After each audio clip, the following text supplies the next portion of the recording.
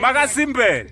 Ndakasimba ngamene mulize. Andiri nani? Ko Maputi chindipaiwo kandimbodyawa. Ndane nguva nsina kudya Maputi. Apana chakaipo nototengawo manje ndingwanise kukupa iwe. Oh. Mbotorawo hafu. Ndombotorawo hafu ka.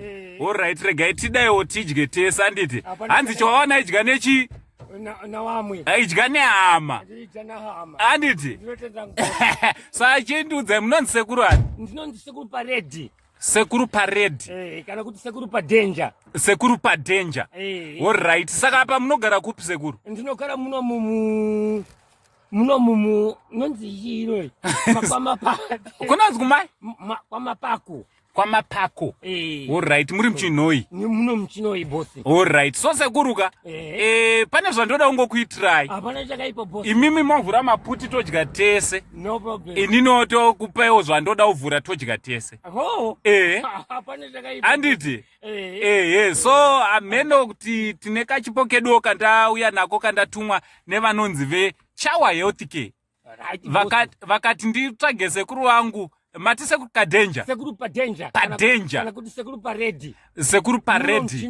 Muno muChinhoyi. Right, chipo changu ndechichi. Regai ndikupei chipo changu tuone kuti zvinoita here. Oh. Aiwa chandafara ndechoti munofara. So chipo changu ndechichi Sekuru. Right, ndikuzoona zvangu. Icho cha mapiwa nevanonzi veChawa Health Care. Azina kwana. Ndinoshupa manda chauni kuti musazvinetsa nezita ravo.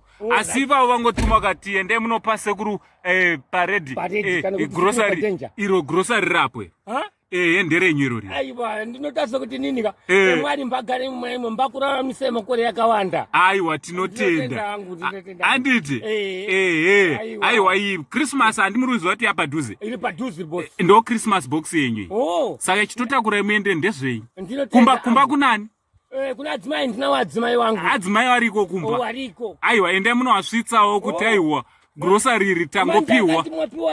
Aiwa munoti tapiwa nevana vedu. Pronunciation yacho chinoshupa manje. Aiwa musazvinetsa mongoti vana vatipa. Vabva kuHarare. Ameno kwaningaite sei. Aiwa tinotenda. Ameno bona. Ora zvakanaka Sekuru. Ndinotenda. All right, bye bye. Bye bye.